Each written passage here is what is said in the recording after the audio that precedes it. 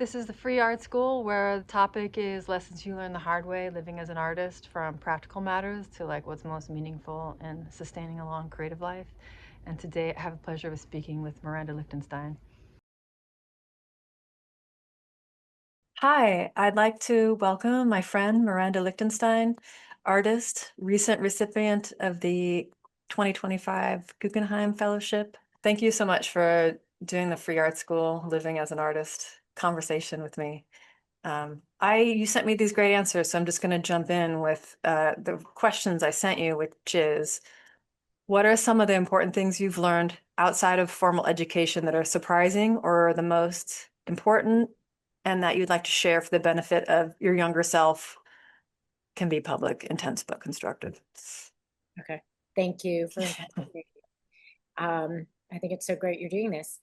So I think it's nothing radical, but in considering that question, I realized when I was younger and I had to have part-time jobs and there were already people I knew making a living from their work. So I remember having a bit of shame around it and just hating it, hating that I had to not be in the studio and have various office jobs and whatever I could do. But I'd say, I don't know, a few years ago, I started in writing about my work and having other interviews, thinking about how some of those really early jobs actually were really formative for me. I worked as a part-time photo researcher for many years when I got out of graduate school. First at Interview, I was an associate photo editor there, and then I parlayed that into just working 10 days a month at Vogue magazine as a researcher. And it was always something I just, I didn't care about it at all. It was something I just did, and I actually made decent money, and I could live on it 10 days a month, and then the rest of the time was studio time. But it always was something that I resented, I guess, and that I didn't connect up with my work at all the way maybe, right, if you teach, you see how teaching can inform your work and vice versa.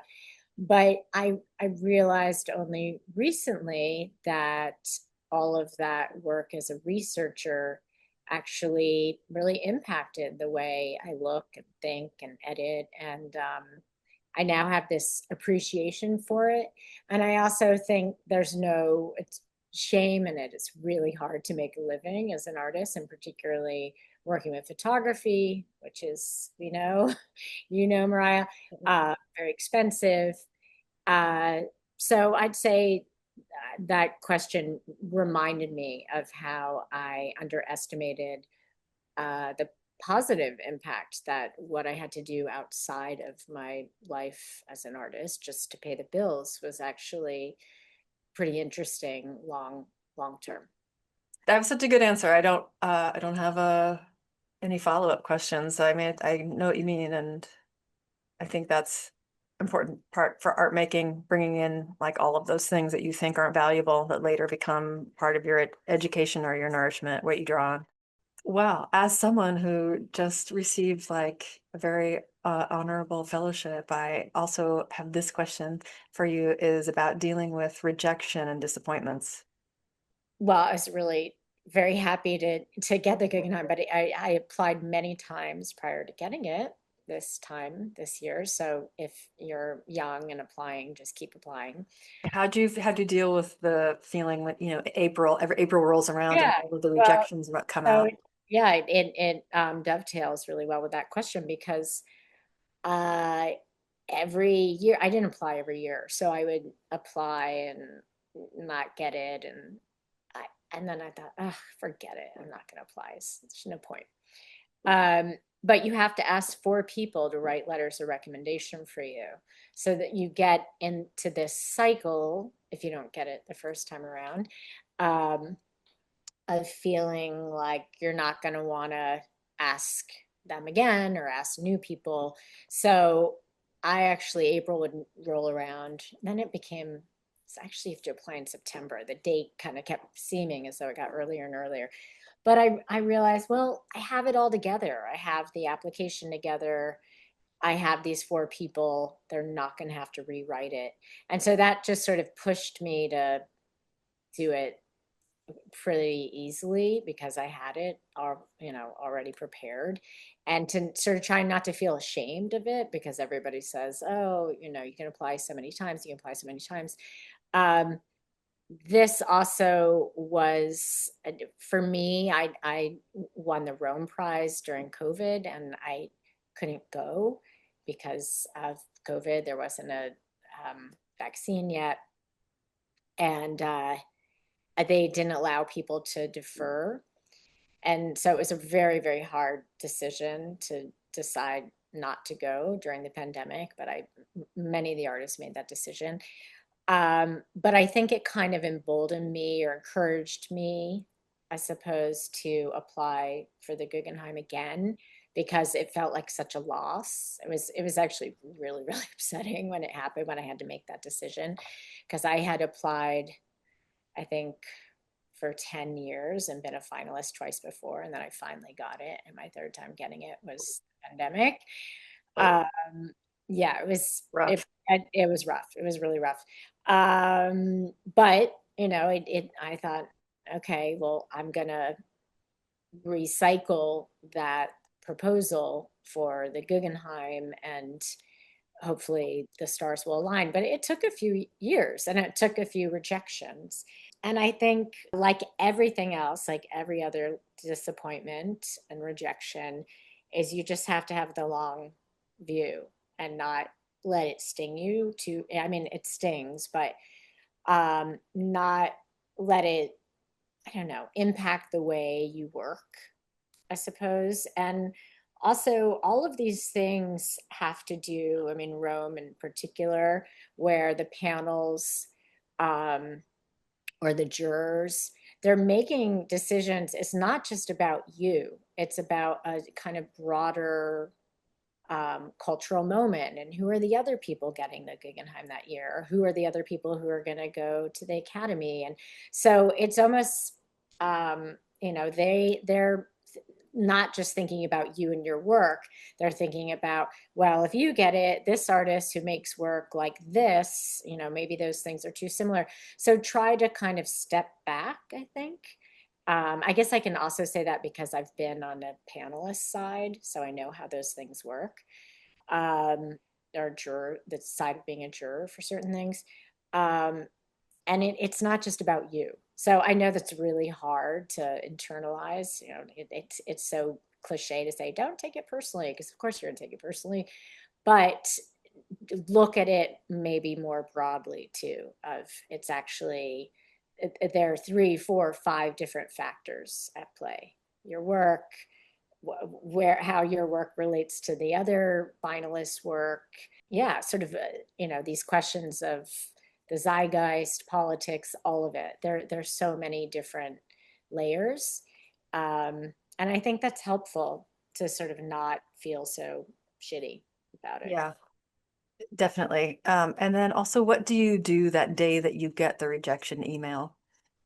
I don't know. I stay in the studio. It's such a pat and maybe then Pollyannish answer, but I think with all of those things and with rejection, of which I've had plenty, and disappointments, you, you have to be where you feel best. So maybe if you feel best, like with your dog, go home and be with your dog. Or I feel best in my studio, so I guess that's what I do. Do you Uh, think it gets easier with the volume of rejections over time? maybe. I was also going to say I go have a drink, but I gotta have a cocktail that night for sure.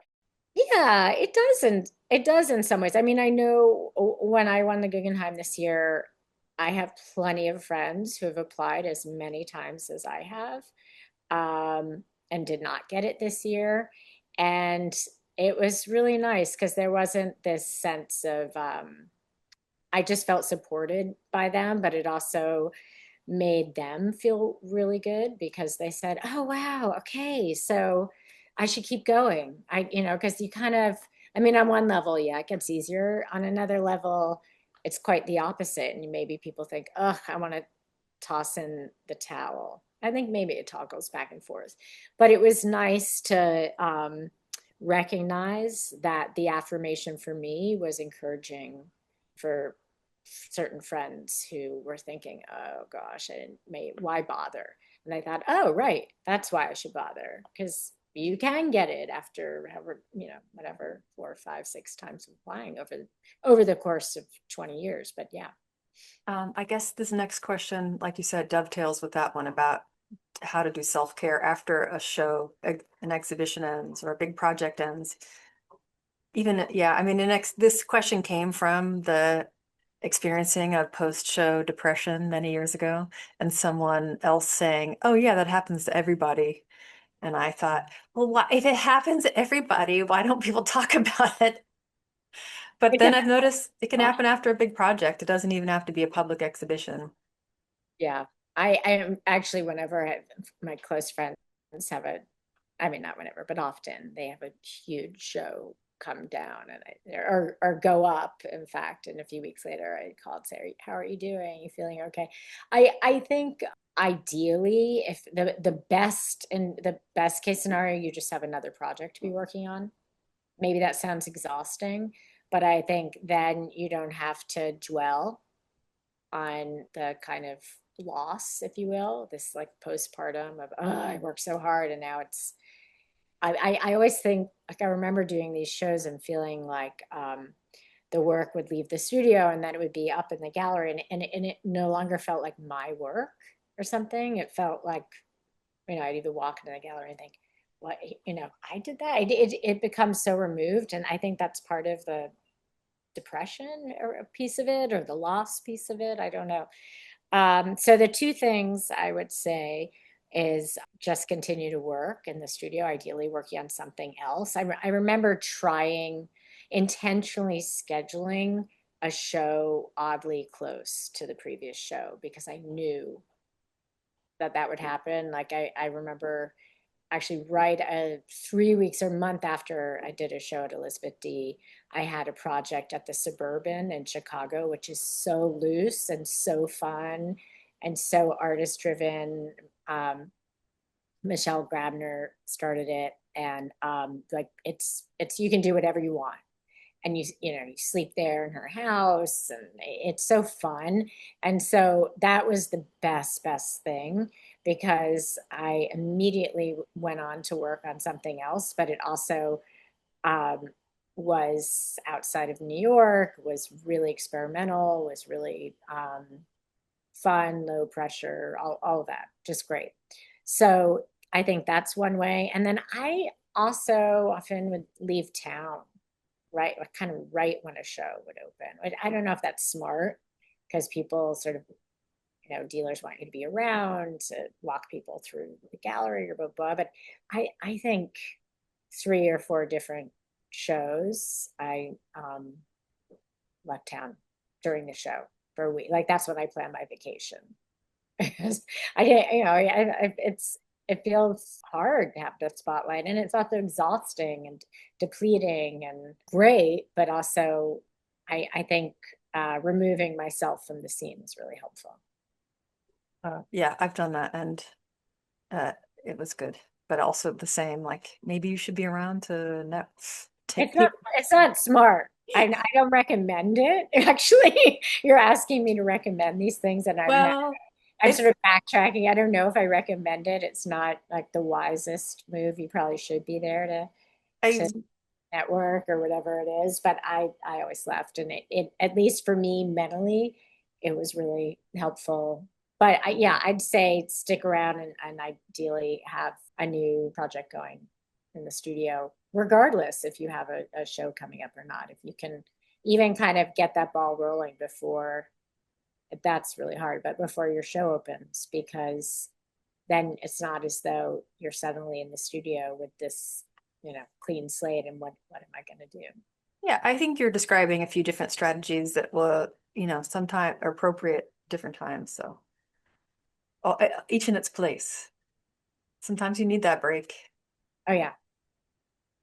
Well, then Is there anything that you think would be constructively useful to younger artists or those feeling isolated? Like intended this a bit for like the younger self or a younger artist or maybe an artist outside of the city, but then all of us in the city seem to be enjoying some things that our peers are saying. So Oh, that's it's good. really Yeah. sort of like helping each other as a group get through. Yeah. I mean, I teach, so it's something I talk to my students about when they're graduating. And I always say, try to stay in touch with your peers. Try to, when I got out of school, I actually was in a crit group with God, Michael Ashkin and Tony Just and all these artists who were in, it was like 95 in Brooklyn. And we would, who else was in it? Diana Cooper, this guy Carl, people who I'm no longer in touch with at all, and people whom I didn't even really know well. I think it was this artist Ellen Slavic, whom I had known as an undergrad, who invited me to participate. And some of the people were actually current graduate students at Hunter. So it's interesting that they wanted to have another crit group, because I imagine they were probably already having a lot of crits in graduate school. But it was really helpful for me. Um, so I always say to try and maintain a dialogue like that. But I also have had graduate students who have started their own spaces. And I think that's, if you can make that happen, even in your studio, or I don't know. It's obviously real estate is hard to come by, and the economics of such a suggestion are kind of absurd. But so an example is I had a grad student, Tom Forkin, and he joined forces with someone he had gone to Pratt with, who I think it was this guy's father's home in Bed-Stuy, not far from Pratt. And they turned the bottom floor into a gallery called 321. And they did a lot of shows with their peers, people just graduating, really good shows. And they would started doing NADA and fairs, what have you. But it was really, I think, incredibly generative for them and for people they went to school with. And so I think that's something I also recommend to kind of fight the isolation, so-called. Um, yeah, and even when I was in graduate school, the artist Dave Muller actually turned his own studio, into a gallery, and he called it 3 Day Weekend. And it was so great. And he essentially, one of our grad students would do a show for 3 days, like once a year. And he lined up, he would create a schedule, and then he would make a poster for the show. And that wound up becoming his work, Oh, and then, and when he moved from Cal Arts to LA, he had a 3 day weekend there. And the first show, I mean, it's sort of funny to think of now. Is it a show? I don't know. But the first installation of my work I did outside of grad school was a 3 day weekend show with him in downtown Los Angeles, sort of shortly, a year after I graduated or sometime that year. And yeah, I think it's the way that you can not only maintain community, but really feel engaged in a dialogue with other artists. And also, if you don't have shows lined up, it helps you think through a show and a space and so on and so forth. So, and for him, that became the fabric of his work. So he wound up doing a show at Plum and Poe of all these posters, and he really taught himself to paint and do watercolor, and he became, like a really, really interesting artist. But like, it was birthed, the work itself, the physical work came out of this production of hosting shows for his peers. So that would be my um, advice, if one can find any way to make that happen. I mean, people even do shows in closets. It can be anywhere. oh yeah. Some friends of mine did apartment shows, so like a traveling show in other people's apartments. can do, yeah, you can do a show in a closet and just make the photos look really good. Yeah. My first show in New York was in a friend's apartment too.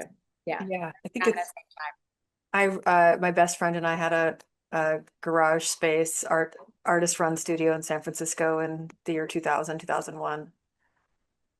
Yeah. Old days. And I think I actually the exciting thing in New York right now is a lot of spaces are opening up like that. All, in all the boroughs and Queens and not that I go to any of them. I should be more tapped in, but I've been to a number and I keep sort of seeing, these listings of these new young galleries, and I think, oh wow, and I show up and they're incredibly small spaces, and you can tell that they might be temporary, um, but it's great, it's exciting, it's a good kind of counter to um, the sort of larger monopoly happening. Yeah, agree. Um, Thank you so much. I really appreciate you doing this. Maybe Thank we you check for, in again after some time passes. okay, I'd love that. Oh, Thanks. I really appreciate you talking, so always love to follow up. I'd love that.